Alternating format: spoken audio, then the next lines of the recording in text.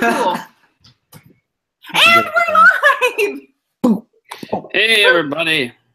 Hey, everybody, how are you doing? If you've come across this chat, oops, accidentally. Turn away. Hi, everybody. I'm @Doc Foreman. This is the hashtag SPSM chat, the suicide prevention social media chat. Our special guest expert this evening happens to be with us. I brought a live teenager as opposed to my Nepotism. Totally. So, everybody, I have my son Conrad with us tonight. We're going to be doing a little bit of a mother-son show tonight, right? Okay, yeah. That's really popular on the interwebs, I hear. I don't think I had a choice. Not really, no. So yeah, we're going to talk about social media, and we're going to talk about sort of managing apps and parenting stuff. And I'm going to talk about some of my parenting solutions, both strategies and tools, and then you're going to tell people how you get around them and why some of those things don't work or they only work part way, right? Yeah. And also, like half the people watching the show are mandated reporters, so this is like your chance to call for help. Okay. So everyone, we're really excited to talk about tonight's topic. Tonight's topic is one that in the last year I've gotten so many questions at conferences about from audience members. We're going to do a show on this, but let me introduce you to the rest of the SPSM crew. From his childhood bedroom in Coffeyville, Kansas, Tony Wood. Hey, everybody. How are you? Tony Wood. I don't know how to really reframe that for you in a professional manner. So I'm just going to go for April invites her kids on the show and tells us after she does it. Chris Maxwell, everybody. And board chair of the American Association of Suicidology. Oh, you guys know I'm a lot of stuff. And most of it's been expunged. So it's not even officially a thing anymore. And how does somebody join if they want to join? And isn't there like a special membership giveaway? Should there be a way to join AAS? I believe there should be, but perhaps you could just visit the website and join AAS at suicidology.org. And if you take the member survey, you have a chance to be entered in a drawing for $180 membership. Is that true? That is true, and with that membership comes a subscription to Suicide and Life-Threatening Behavior, the journal, which is an amazing resource for those of you that are trying to stay up to date on the latest evidence, research, and understandings around suicide. So yes, get on, join, win a free membership. Thomas Joyner, ladies and gentlemen. That is correct. And Dr. Bart Andrews, you're up. I'll get Chris Maxwell at the end, I swear, but introduce yourself to the people. Good evening, ladies and gentlemen. My name is Dr. Bart Andrews. I'm the Vice President of Clinical Practice and Evaluation at a groovy little crisis center in St. Louis, Missouri called Behavioral Health Response. Really excited to be here tonight. I am really excited about this topic because, one, it's practical, and there's lots of folks out there that are wondering, what can I do to help keep my kiddos safe around social media, around cyberbullying, and around suicide? And I think that this is a really important discussion to have about what you can do, what things are practical and not practical, and what approaches we should take around this. And so I think April and CJ being willing to be on the show and talk about this was very, very cool. And I'm looking to learn a lot tonight. And I think maybe somebody should be monitoring my social media use at times, because apparently sometimes I get in trouble. They are. But you have the 280 characters? I do not. I did not get to. Anybody in SPSM want to get the 280 character bump up? I did not get. I did not get selected, and I refuse. I've already said this publicly. I refuse to use 280 characters. If I do get bumped up to 280, I'm going to volunteer and give away 140 characters of every tweet to the charity of your choosing. Chris Maxwell. There's a lot of value there. I'm Chris Maxwell. I work for the largest national suicide prevention hotline in the country. And I also participate in some AAS committees, and I work doing a lot of stuff for the SPSM production team. I am really excited about tonight's topic, despite Tony's very confused look I really am excited to be here. This topic. This topic in particular has a little bit of history for me, just in the sense that like this is basically the topic that got me involved with you all, I think, initially, and starting our initial conversations. So so I just think it's really cool, and thanks CJ for coming on and you know, dealing with your mom's harassment. Wait, we need clarification. Does CJ prefer CJ or Conrad? Oh God. Oh, this question. I don't prefer either. You can call me whatever you want. Seriously, I don't prefer either, and if you think I do, you're wrong. So Conrad is a family name, and CJ is also like a handed down name. So both of those are handed down names. Yeah. And when he was very little, Conrad was kind of a big name for a little kid, but now he's like a young adult. He's in high school. And I brought you on because you're a digital native. And when I said I really wanted an actual team, because I give a lot of, when I'm traveling and speaking, I am often answering questions both as a professional and as a parent. Like there are some things that I do that, by the way, Tony has helped me with for managing social media stuff. And I've got topics are going to be rolling. By the way, you'll be seeing them in the feed. But I brought CJ on because, in fact, some of those things that I do, like they don't work perfectly, or he disagrees. And so I thought this was one of those deals where I would not want people to just believe me out of school. Like I felt like it would be like good to have some checks and balances, right? And then you said what when I asked you to be on the show? I said a lot of things. That were swearing. I was so proud. Ladies and gentlemen, this is my mom. What in particular? So you were like, I'm not a tech kid.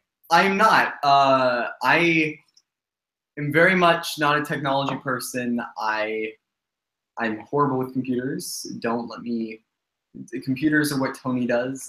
No, not what I do. No. Where did you learn that line from? Where did I learn that from? Now, I don't know. Who did I learn from? Well, now I will say, that being said, how often are you using your phone to stay in contact with your friends? Very often, especially in this day and age where a lot of stuff like can be done on your phone. A lot of times, that's the way you contact people and talk to them casually, as opposed to like, oh, let's get in a phone call. Most people are just like texting or Snapchatting or doing whatever messaging device they have chosen. Absolutely, yeah. Right? Mm-hmm. As a matter of fact, I feel like you are on like some sort of digital communication almost constantly. And if when I call you to do dishes or for family meal or whatever, you're talking to friends. Like like there's almost probably no time when you're not communicating with a friend, like unless something else is going on, right? Like unless you even when you're doing your homework, you're usually on with friends and you're doing it together. Isn't that? Sometimes I don't focus well with friends, so the only times I really do that is for like big projects where you want help. Oh, okay. So like today you were doing a project. I was. Officially, yes. Unofficially, you misunderstood. I misunderstood. So let's talk a little bit about some of the things that we got put into place because like as a parent, so before we even talk about the suicide piece, like there was sort of us deciding when to get you a cell phone, and I would say you were definitely not the first person, but I don't know that you were the last person. No, I was not the last. Close to the last. But not like to the point where it was like, oh. It was the point where like people were like, oh, I'm on my cell phone, and I'll just be like, yo, can I borrow your phone or whatever. It didn't get to the point where it was like dead last, which is really when things start becoming problematic. Yeah, like so one of the things was like we had to decide was like, were you responsible enough to like not damage a phone, to hang on to a phone, whatever. And then we had some conversations about using the phone and the sort of 24/7 access to your friends and to the internet, right? Yeah. And how do you remember that conversation went? I'm trying to think about what I'm allowed to say and what I'm not. You can say, good news, you can say anything. Basically, it's don't send pictures of your wee-wee. Don't look up pictures of other people's wee-wee and go to bed. Good advice. Pretty much, Yeah. right? Like and go to bed on time. Like that's actually really and I'm gonna stand by that. And the like you have to turn off and go to bed on time, which we still sort of mess around with, right? Yeah.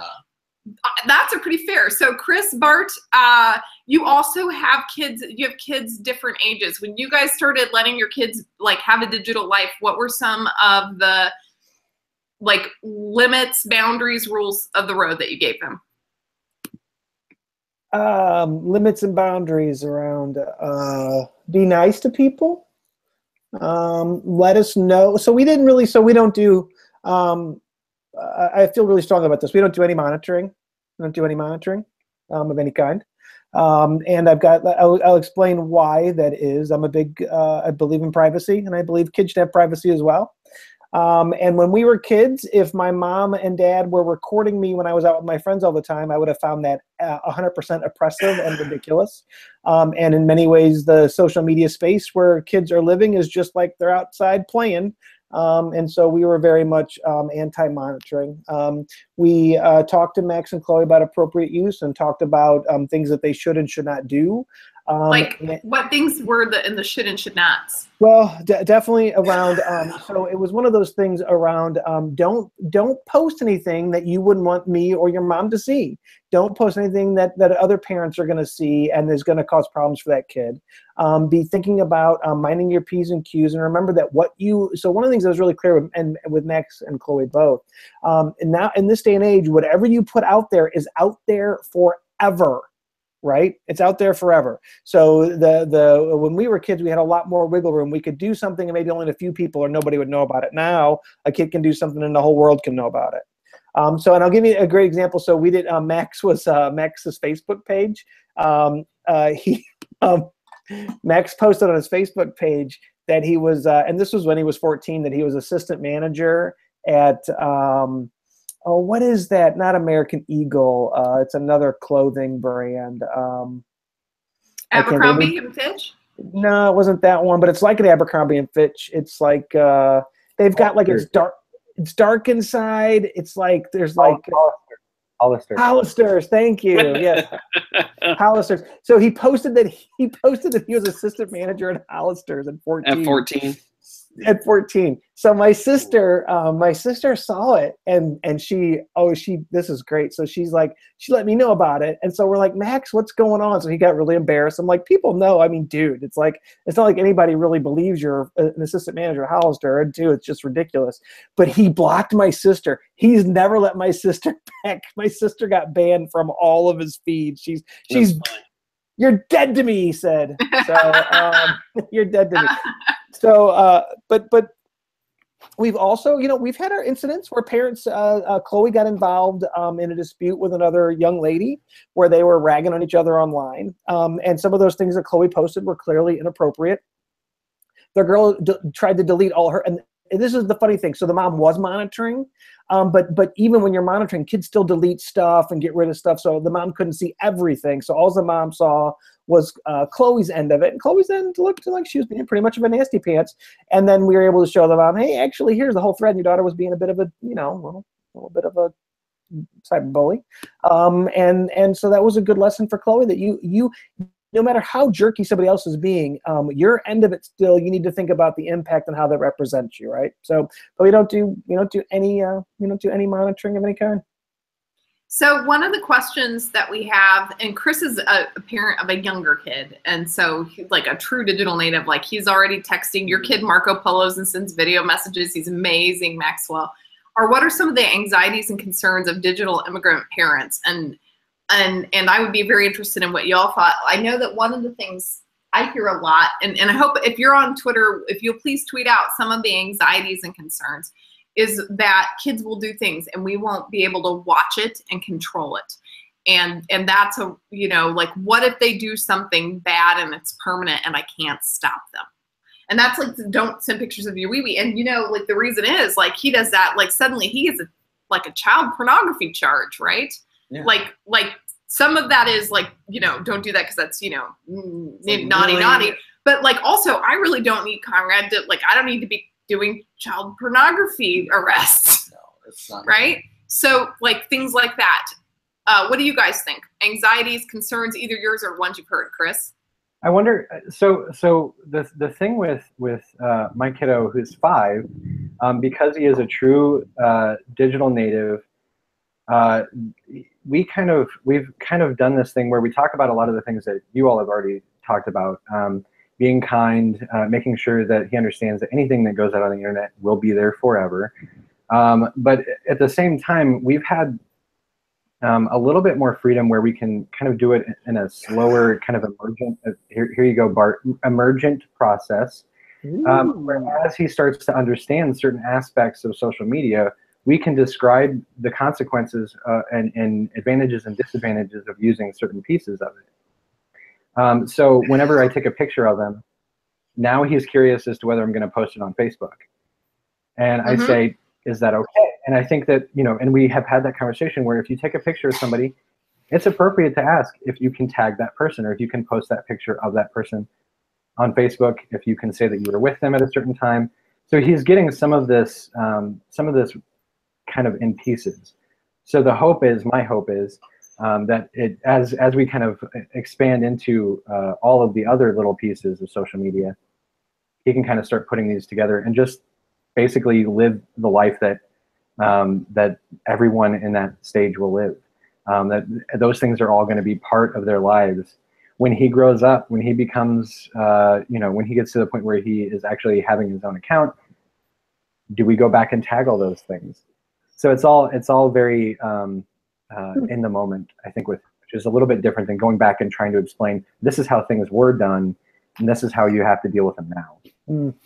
And we had a lot of, like, when you were little, about what you guys have in veto, like being able to tell me not to post things, which mostly I adhered to. Well, I mean, I think I did, but every once in a while, Jane would do something I would have to share, like, but. Yeah. Like, I feel like a child's, and anyone's really, like, their limits and their boundaries onto what someone else can post of them is like important, and I feel like getting that consent to do that is sort of like it's something that needs to be done, and doing it is even if it's just like some mild like thing, is it's slightly infringing upon their privacy.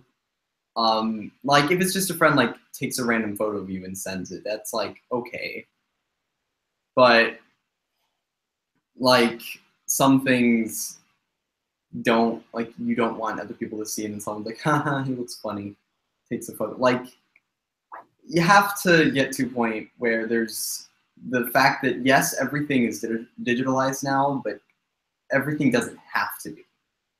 And so people finding that sort of like boundary, and also it's like verbally saying like, I don't want this. Like if you were to go up to someone and tell them like, I specifically don't like this, please don't. Whether or not they'll stop is up to them, but that also like communicates to them like, hey, don't send random crap of me.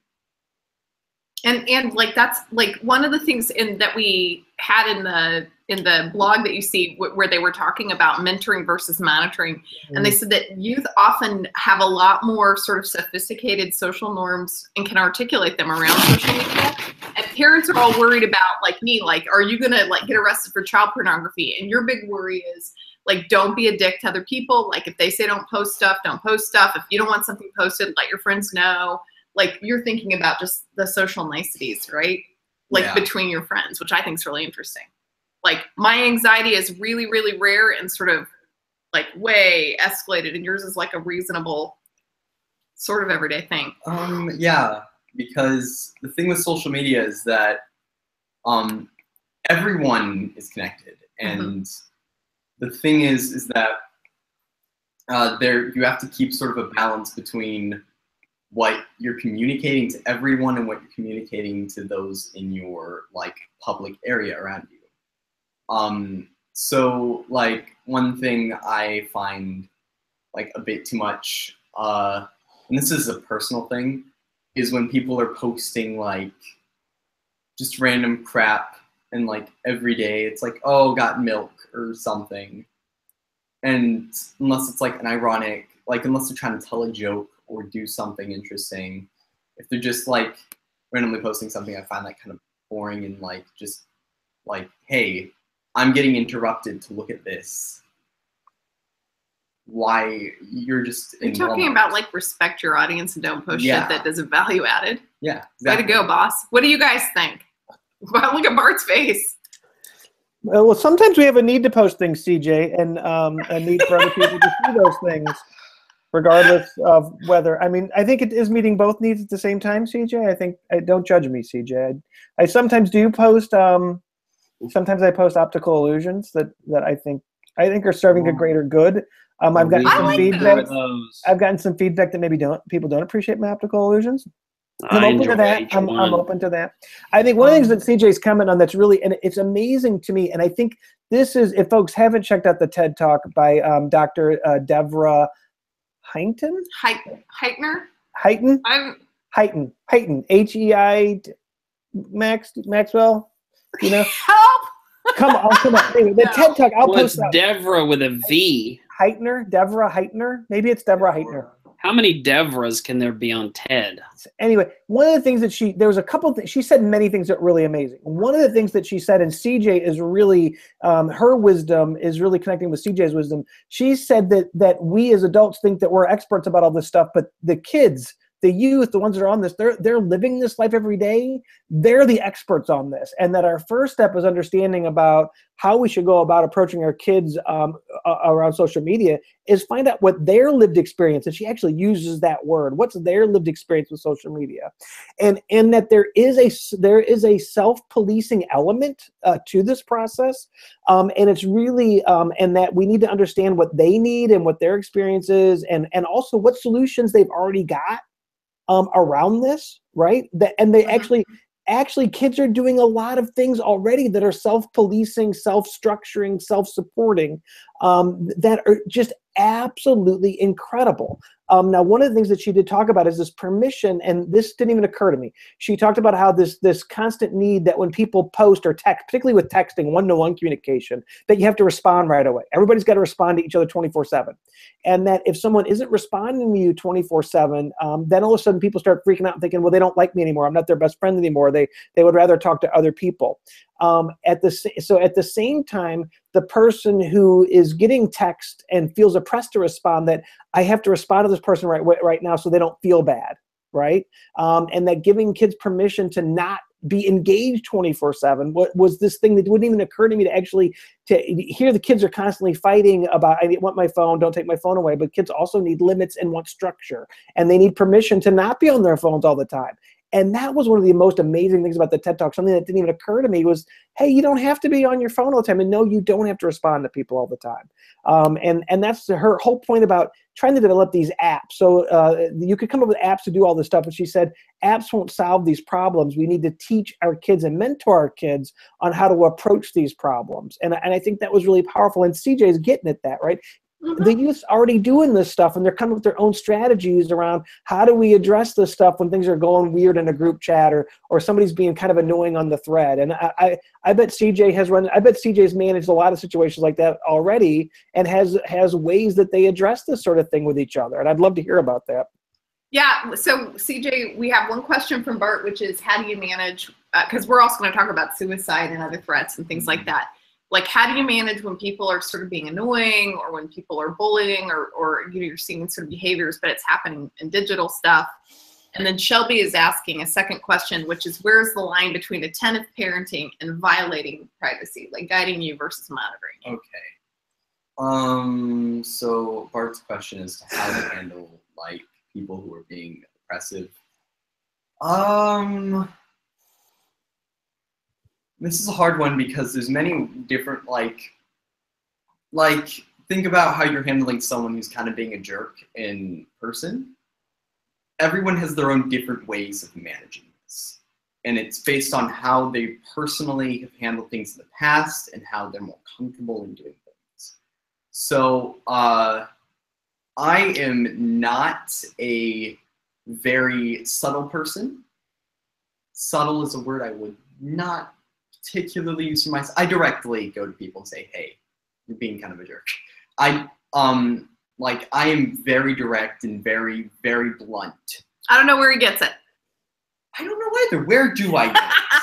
So you just sort of say we're going to talk about a situation that even showed up on text today. Like you just sort of tell people like, hey, I'm just like, hey, I don't. It's either like, hey, I'm not dealing with this, or it's like, yo, you're being a bit of a butt right now. You need to knock it off. Yeah, basically. There's some Look at Maxwell. Maxwell's laughing. What do you think about that, Chris? Chris is a lot softer in how I'm like trying to learn from Chris to be a little bit less direct. What do you think, Chris? I think don't be a butt is a good strategy. I think if you start there, I mean, what you're talking about though, CJ, is really important, and I think we mentioned this already, but I think it's really important that the perspective that you have is really just one of empathy and kindness, and just trying to make sure that people are being conscious of those things, but also to pay attention to how comfortable people are in moving between these spaces and navigating between the relationships. Because what we're really talking about, I think, in all of this is how do you deal with friendships? Like, how do you communicate in friendships? And this is just one other way that we are able to do that now. So would you go out and start posting pictures that you know your friend doesn't like on the walls of the schools? Probably not, right? And so you wouldn't do that digitally either. So it's about navigating those friendships exactly the same way, but just with a little bit of nuance. And then that Shelby's question is like what's the line between attentive parenting and violating privacy? And like we have a few things set up at the house. You want to talk a little bit? And Tony might help because he can explain some of these things, because you and I don't even understand how some of it works. But like, because I don't know that I'm always like watching what you do, but I'm paying attention in different ways besides monitoring, right? Yeah. Well, for starters, just leaving your child alone to the devices, even if you've taught them well, to an extent, is in my opinion not the way to go. Maybe with some kids who are really, really like saints, maybe. You're but not a saint? Me? No, I'm not a saint. A saint would be very when I'm saying a saint, I'm saying someone who navigates with perfect intent and with the utmost. Are you saying grace. you're a little naughty? I literally just said I go to people directly and yell at them, you're being a butt. But so because I know people who are totally doing crazy stuff and just getting in all kinds of trouble. And their what's parents crazy? not What's crazy stuff? What's crazy stuff for the what's youth? Crazy stuff borderline illegal and you've been a teenager. You know what crazy stuff is. Yeah, it's high school drama stuff. And it's, there was some stuff on your text. I wouldn't name names, and you might not want to get to, but there was some crazy stuff happening on your text messages today that you're we had to follow up on. Yeah, it's stuff like that. There are people getting themselves into crazy stuff, and there needs to be a point to where you're keeping track as to what's exactly going on. So pardon me, I feel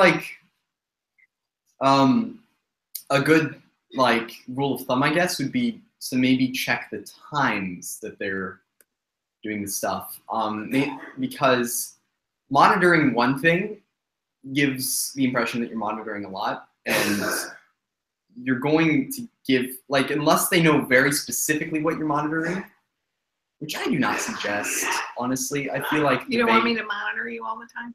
No, I'm saying you specifically saying what exactly you're monitoring. Oh, yeah. Because that vagueness, it sets a risk of doing things. So if no texting at 3 a.m. on a school night or something crazy like that. That was a concern because you don't get sleep. And Yeah. sometimes, and so like I would say the parenting, and I would not say that all parents would need to do this. And so Bart, you may see this differently, but my concern was that you really do need your sleep, and you and your friends will stay up, and like you have a hard time with that temptation. And so we do some things. Tony, can you help explain so that like I have ways to manage what internet goes to which devices in the house and when, and to set up the account. And you also help me set it up with the cellular stuff, so we can't get around it with the phone, and we sort of constrain what you can access after 10 o'clock at night. Can you explain how that works? Well, the good people in the cellular industry are willing to sell you almost anything you're willing to buy. So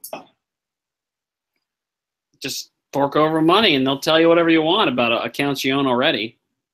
Yeah, and you helped me with this. It was like $5 a month, and I can if and that was another way, like that, to make it easy in advance for me, like if something wasn't going well, to have consequences. Because there was a lot of questions that I would get where or even when we would read it in the media where the parents were like, they have their cell phone and there's nothing I can do. It's like I have no control, or I will control everything. And I feel like what you said to me was, well, we can do things like what time, which numbers he can call. If there's a particular one that's trouble, you can block that one, and I can do that remotely. Like I can, like how much data you use, who you can text, you can call. Like I can, if I notice a problem, I can.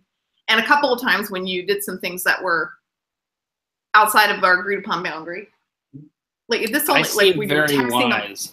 However, like, the different carriers have different rules and they have different programs. So it's but based upon, you shoppers out there will just have to compare us. If you're interested in this particular thing, you have to comparison shop between carriers.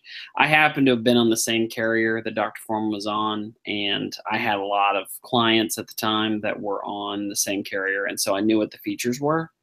But different carriers: Verizon, T-Mobile, U.S. Cellular, Sprint, AT&T, all have different programs, but they all have some kind of child monitoring available for accounts that belong for children's accounts that belong to you. And for us, like I could, his friends know that certain things just turn off at a certain time of night, like. Well, yeah. But you get around it, right? Yeah. You sneak around. Now here's the thing. Here's the other part of the argument. Is where you don't want to leave them unmonitored, but you don't want to micromanage. And this is something I have Bart's friends laughing. who comes with. Well, let him laugh. I didn't like laugh. I care. I thought you were laughing at me, Bart. I Go wasn't ahead. laughing at anybody. It's fine. You don't want to micromanage, you were saying. I'm sorry. So I have friends, one particular, like a particular friend, and her mom, what she does is she looks at her Snapchat, and the whole gimmick of Snapchat, if you're unfamiliar with it, is that after once the message is looked at, it's gone, which is a very viable gimmick. And it's like, oh, it's just the delete button, but it gets rid of some of that, this could be permanent. And with phones having screenshotting, it'll notify you if your stuff gets screenshotted, so you know. Does. Yeah. I did not know that. It is all about you maintaining. But how do you get around that, CJ? And how do you get around that? He knows. Take a photo of the screen. Bart knows. Bart ruined Snapchat. Bart, just take a photo of the screen. Yeah, you just take a photo. You just take a photo of the screen. Yes. I don't know how many teenagers do you know have two phones? I don't know any teenagers. So that was a loaded question. So the truth is, I really can't. Even if I tried to micromanage you, it would go there are some boundaries. Like I want you to go to bed on time, and if I notice because you found some apps and ways to sort of sneak on and communicate with friends after hours, and where you think I won't look as much. But the really big thing is I can turn off wireless access and cellular access to all of your devices. Tony's helped me so that I can make everything go dead at night if you don't get some sleep, right? Or if we're having trouble but it's sort of like grounding. Like it's like the digital version of grounding. Like you really can manage those things. And my opinion is that you should set that stuff up ahead of time so that the kids know that that's a consequence. Like, here are the rules of what I expect you to do with that. If we find that that's not working for you, like that, then I certainly can dial the boundaries back. Yeah. As it turns out, if your kids and if people know the risk to like doing like texting late at night or something like that, if they know the risk, they're less likely to do it. Really? Well, most of the time, unless they're really, really, really big people on adrenaline, I guess. I don't know. But so like if they have like maybe some bad judgment. Yeah, they have some, but and you're that's saying, not uncommon among teenagers. But like, if the risks are given and they don't have really any reason to go beyond the time limit, especially, I go to a school that's like really intense academically. So you've got all these smart kids who are doing their best to stay afloat in a school that just like. It's hard school. Am I allowed to say close? I mean, yeah. I mean, we're not worried about any ratings here. They give you a clusterfuck of homework and like hurricane you. Like they make the flood that happened last year here look pleasant. So you do have a lot of homework, and I know sometimes you're up late with your friends, and I don't give you too much. Like I sort of check in. Like it's like their boundaries are a little flexible. So going to that school, like a lot of my friends tend to manage their sleep really well, and I do so as well because I know I need sleep. So a lot of times when you're getting tired but you also want to talk, well, turns out the person on the other line, unless they're somewhere across the world, is likely also getting tired. And it's like the thing, like if you're hanging out with someone late at night, eventually you both want to go back to your homes and go to sleep because tomorrow's a brand new day and you don't want to stay up till like 3 o'clock in the morning having fun because you know you got to go clock in early and work tomorrow. Like, it's the same principle. And there are occasions where you will stay up at like 3, but there's always occasions like that. So it's like, it's sort of flexible. Mostly we don't let you, but sometimes. Yeah. And I usually I know, like you're doing a project, right? Also, kids will download other messaging apps that will allow them to message their friends. This is one of the easiest ways to bypass stuff like that. Well, I don't know why you're so surprised. I know. No, you told me you were doing it. You told me. I'm very specifically like, oh yeah, I'm doing this. And you're like, okay, cool. It's like, it gives them a good sense of privacy that is needed. As well as like, if you dangle over them, you can shut down everything if things start becoming problems. They're not going to want to be making. Because I can turn off your data and I can turn off like your wireless access. You can't use those apps, and so that's how, like, so if I find a problem, and I can do it from anywhere. So if I'm traveling and I'm checking in and I get alerts about like times of day that you're active and what's happening in like numbers. So every once in a while I'll see a number I don't know, and I'm like, who is blah blah blah blah blah that you've been texting at 3 in the morning? And I'll say, oh, because I'll call them. Yeah. Here's also another thing, like, look who they're texting when. You don't have to like read what they're messaging. What I suggest maybe is to monitor if you're giving younger, and this is something that I'm just thinking about like on a whim in theory, is if you're giving younger children similar levels of access to those of like more of age, that you monitor them more closely. And you don't necessarily have to tell them to the extent you're monitoring, but say, hey, yo, I'm monitoring your stuff, so don't get crazy. And I feel like monitoring that closely. I've said that. I think I've said it like that. Like that. Like I've been like, hey, I'm watching I mimic stuff. Your speech patterns all the way down to literally screwing up every single metaphor and analogy there is. So, it's not surprising. Anyways. Yeah. Pretty accurate. I mean, that is accurate. So what do you guys think? So Bart, what do you think after you're hearing this? Because I know you sort of think I probably maybe micromanage more than you, I bet. I think a lot, and I think that it seems like CJ loves it, and he loves that structure, and he's appreciative of it. And I think that says a lot about the open relationship you have with each other, and you've had a lot of really good conversations about it. I definitely agree, and I do. When I look back, there was a couple of times when they were younger when there was trouble, I did do like scroll through their feeds just to see what was going on. And it was really interesting to see that there was nothing really going on.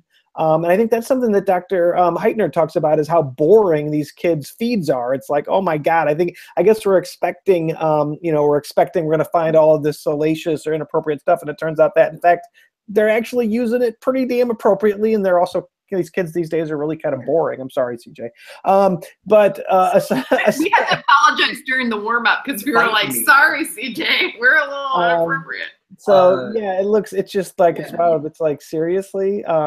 So I think that parents have different comfort levels. What you described to me is way more micromanagey than I could ever even get my mind around.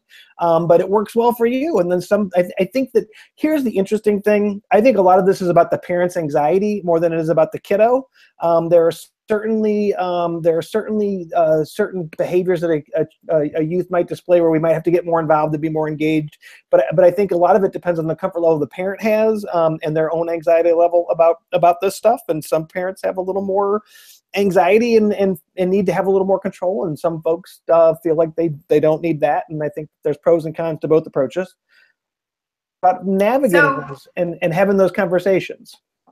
So let's talk about suicide and other like crises for youth, because we have people say that they make their kids like download crisis lines onto their phone so the kids have those on hand, right? Which I don't know that we've done. No, but I think, do I have a suicide crisis line in my contacts? No, but you know what? Maybe like probably tonight we'll save that, like just in case you don't want to tell me something you want to call. Someone else. I mean, yeah, there's also Google. That's true. That's true. Okay, so dealing with other crises. Because we had a text tonight where some kids were talking about possible threat of some gun violence at your school tomorrow.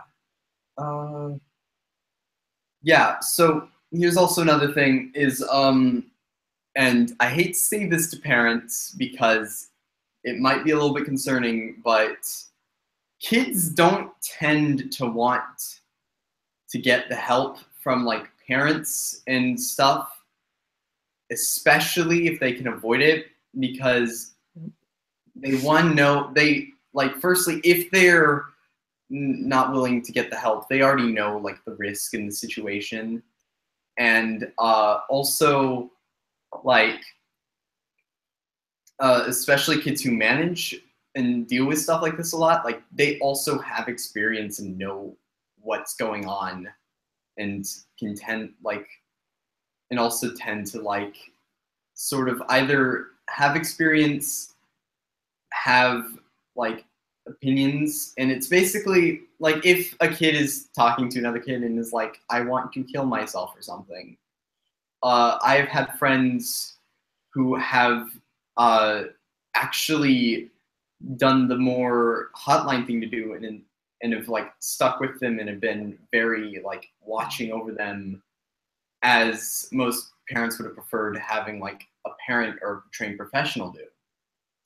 And so sometimes kids look out for each other and don't tell adults? Oh yeah. Oh, so that happens a lot. So like, what do you guys all think that you should be like do? Like, so what's like, how do you guys handle that? Well, firstly, the big one is when you get like a message like that, number one, don't ignore it. That is the number one big rule, and it sounds obvious, and that's because like, it is. P.S. Like, I didn't coach you to say any of this. I'm just hearing this for the first time. Okay, keep going. And what you have coached me is about like risk period. You know about some of this stuff because listening to you ramble on about stuff in the car is fun. And also I don't have much else to do. A big thing is we don't, like, if we get a text like, I want to kill myself, we're not just like, this is my period where I'm staying away from my phone. I'm not going to talk about that. Like, it's like seeing someone point a gun at their head saying, I'm reading a good book, just leave me be. Like, no one does that. And oftentimes, like, the questions are like, are you okay? And then they'll start like talking through stuff and talking to them and just trying their best to not necessarily like I don't want to say persuade them otherwise, but not necessarily like attacking at like, oh, why are you doing, like, but trying to like comfort them and to keep them from going over the edge. And this is something that happens more often than a lot of people would want it to. And so that's one way people handle problems. Another thing is that like, also a lot of kids, including some of my friends, know that if like kids are aware of scenarios like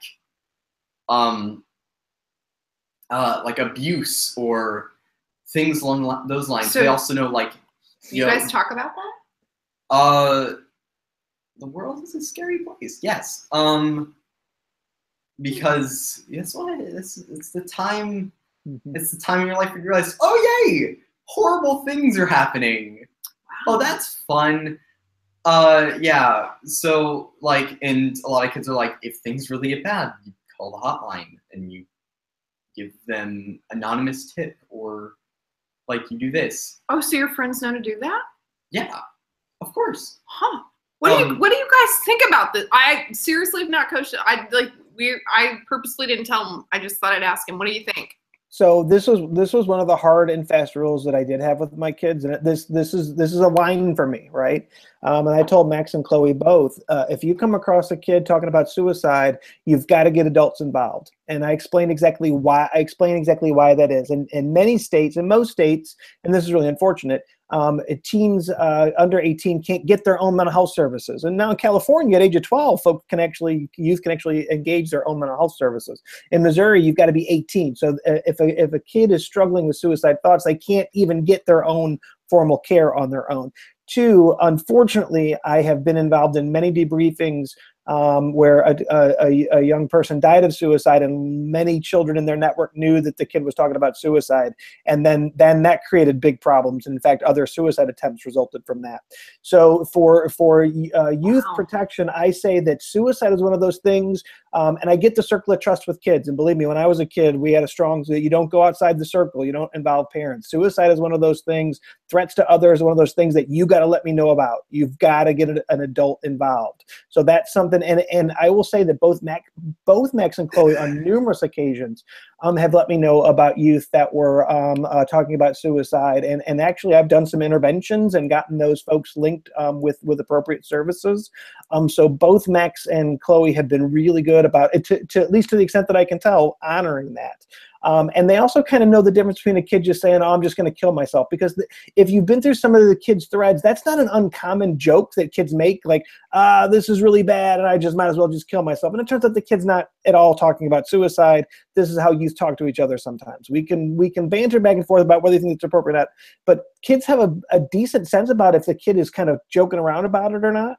But I will say that it's the one area that if a friend is talking about suicide, get an adult involved. I think that it's absolutely vital. I think it saves lives. So that's something, and I've had some experience with that, and Max and Chloe have both done a really good job with that. And it's really interesting how they've kind of, like I've said, well, can you get them to call the crisis line? No, will you talk to them first? Absolutely. And it's worked every single time where that we were able to get that young person connected to appropriate services and make sure they were safe. Would you be okay with Max and Chloe if they felt uncomfortable telling you? Would you be okay with it if they called a crisis line and got an adult involved that way? Absolutely. If there were reasons, if in their judgment, if there were reasons why they couldn't involve me in it, but they got another adult involved that was responsible, I'd be 100% behind that. Absolutely. I think that's a great idea. And in fact, at my crisis line, we've actually on at least 2 or 3 different occasions. I know of at least 2. There might have been a third one where we actually interrupted suicide attempts, and the only reason we found out was a friend let us know about a Facebook post, and then we reached out and were able to find the youth. And so we know for a fact that we've actually saved some lives because a friend reached out to a crisis line concerned about another friend that was making suicide-related statements on social media. So it saves lives, kids. What do you think about what Bart had to say? Yeah, that's awesome. Like you've said like stuff about like the inner circle about why there is why it's like don't get the parents involved. So firstly, yeah, kids have judgment on to like who's at risk and who isn't, due to like social cues and how they act. As like a lot of people do, like, hey, this person doesn't seem like he's okay, or like something like that. Like you can tell because of just your human and socialness. But a big thing I noticed is that you were saying about how like you always get parents involved and things like that, and I believe that's great advice. However, also there's a thing where if there's kids who are at consistent risk, a lot of times the judgment that goes in the assessor's head is, well, if I get someone involved, I can lose the trust of this person and not be able to know when future when future Like the kid might moments not of talk to you. risk. Yeah, so like you'll lose your friend's trust and they won't talk to you anymore. Yeah. Not only that, but it's also I won't be able to help them and protect them if future moments of high risk occur. Any Bart, Chris, Tony? What's your thought about that? Having CJ on the show is so amazing, and his openness and just a level of maturity about this. That all makes sense to me. What I would say about this, and this is why I had really, it's the most strict conversations I've had with Chloe and Max about their social media, other than about dick pics, and we can talk about that later if you want. I'd be open with that. But my point on this is that you can't be responsible for your friend's safety. It's absolutely impossible for you to be available 24/7. You can't actually make sure they're safe anyway. Sometimes, in some small way, you can help, but it's impossible for you as their friend to keep them safe 24/7, and that's an unfair burden for even. And I'll be honest even with myself, I don't do suicide intervention on social media because I can't be available 24/7. I can't monitor my feeds. Also, I need space and I need a break. You need space and need a break. So it's one of those things where you can't be there all the time anyway. Right. Two, it's an incredible burden for a young person to be in the position of I'm the one keeping my friend alive. That's a rough place for therapists or parents to be, let alone for a friend. So it's one of those things where I've told Chloe, you can't be responsible for that. You just can't. It's impossible for you to be responsible for that because you can't do it all yourself. Nobody can. Right. But I totally get the sentiment. And I agree that there is a balance there because there's probably many instances where that could maybe make it worse. Right? It's a really tough call. I don't think there's a really right answer. And what I really appreciate is how thoughtful you are about it, and the fact that you're thinking about this sense that trust is important. Right, and that in some instances, and at BHR where I work, sometimes even when we're concerned about somebody's risk, rather than call the police, we would rather have them trust us and we trust them and move forward. That in the end we think is the safer option, and it sounds like you guys are doing that sometimes, and I think that that's important. Yeah, you pulled out an excellent point there about you can call the police, but you prefer that trust. It's a similar situation with the youth because in this digital age we have access to libraries upon libraries, archives upon archives of knowledge at our fingertips, at a tiny little at a thing that is literally like a centimeter thick, in a tiny little tablet. We have access to things that even just 3 decades ago people couldn't even fathom. It's not even a decade ago. Like, yeah, it's crazy.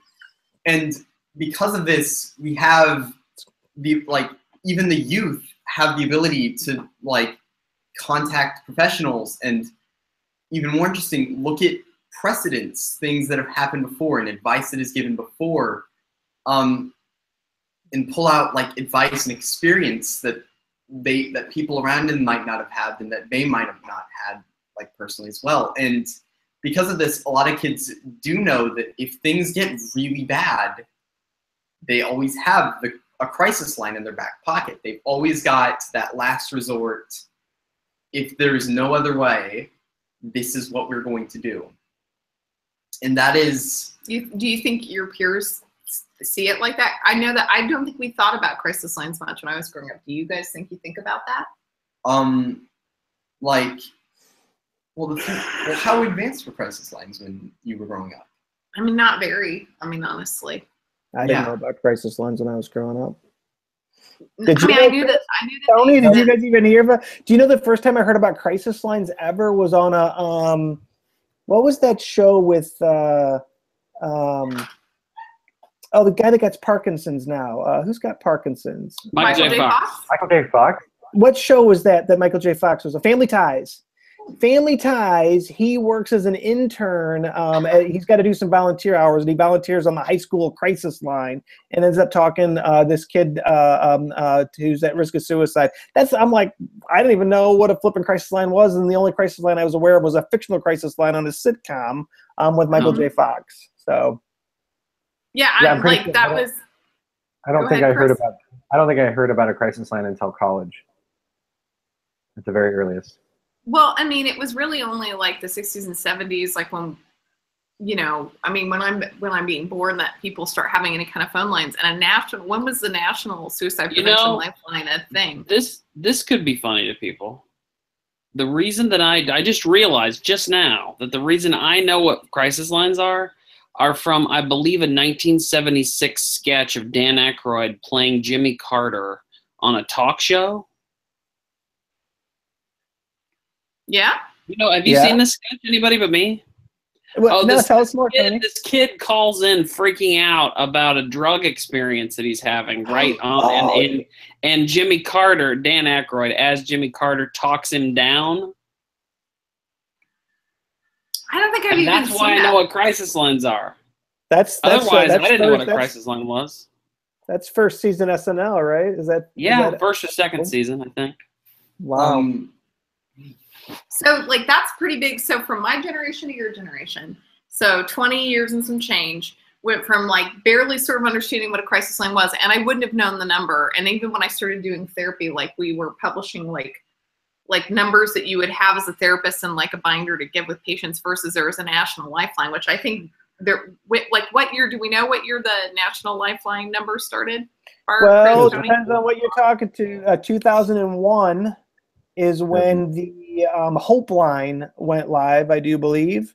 And then the National Suicide Prevention Lifeline was 2005. So there was a national line, the Hope Line, the 800 suicide number. Is that number still answered, Chris? Does 1-800 suicide still... So what I'm going to tell you, I mean, that's like after I even have my PhD is when there finally is National Lifeline number. And then, like, about crisis text line and, like, your friends, like, so in a very, very short period of time, so, like, in less than your lifespan, that there are national numbers that people your age sort of take it for granted, that they know about crisis text line, and that they would call a lifeline and get advice. Like, that's a very large cultural shift in a decade. Yeah. And here's the thing, is that, like, I'm going to say this right now, I'm pretty sure not all teenagers know about, like, a crisis text line. However, those who deal with people who are at risk, they're like, what do I do if my friend's suicidal or like something like this? Would you Google that? Is that like something you would Google that if you didn't know? If you didn't know, yeah, because if in this day and age, if you don't know how to do something, you can pull from other people's experiences, other people's knowledge to help you. I'm not going to kiss you. Like some sort of electronic library. But you're adorable. I'm just going to say that. I'm very proud of you, son. Anyway, so, like, So really, truly, you Yeah. would Google it and then it would tell you. And Google, the first thing that pops up is suicide crisis line. This number, like it, I like didn't know you Googled it. Yeah, I they didn't do know a good you'd job. done that. maybe Google it once. If you Yeah. make any searches, if you make any searches related to it, they do a pretty good job. Google did agree to set a suicide lifeline at the top. Anything relating to suicide, Google supposed to pop the lifeline as the first, and it does it pretty consistently as well, which is a pretty good deal, right? That it's one of the first things that people see. I think that's great. Okay, so I have to tell you, I forgot. I am so fascinated. We got to 10 o'clock without final thoughts. So my final thoughts is my son knew a whole bunch of stuff that I did not know about until we did this, and I'm really, really. My final thought is that I'm glad that I just asked the question and that I found out. Do you have any final thoughts for the audience, CJ? I mean, if there's really any point to drive home here, it's the fact that in the internet, there are thousands upon, why am I saying thousands? Like billions upon billions of people who, not billions, whatever, numbers. A lot. Numbers. There's a lot of people who have like similar questions as you and like similar problems. And the fact is if you are a native to this, you were very used to, and you know in the back of your head always, that if you really, really need help with something, you've got this archive of information and like experience. It's like that, like in the story, like, oh, this hero gets reincarnated with all the experience of the previous things. Like you get all of this experience and all of this information for like practically Nearly free. Yeah, that's really interesting. And the fact is that because people can draw from this, and because of all of this, and also because of Google, the way Google sets itself up, people are capable of doing things that, and knowing things that people like others, even like, So you can even help like 2 decades ago wouldn't. So you No. can like find resources and get help, and people your age, digital natives, already behave like that. And I'm busy worried that you're going to like share somebody a picture of your dick and get arrested for child pornography. And you're really thinking about how can you help solve problems even if you don't have first person experience, which is a very interesting difference in perspective. Now I will say there are always exceptions. There are no exceptions. Don't send people pictures of your wee-wee. No, not. No, that's my line right No, there. what I meant was there's always going to be kids who do that. True. There are always We exceptions. sort of need an app that just sort of stops that. Like, can we do that, Meg? No, that's really hard. Final thoughts, Tony Wood. I don't think that I can follow that.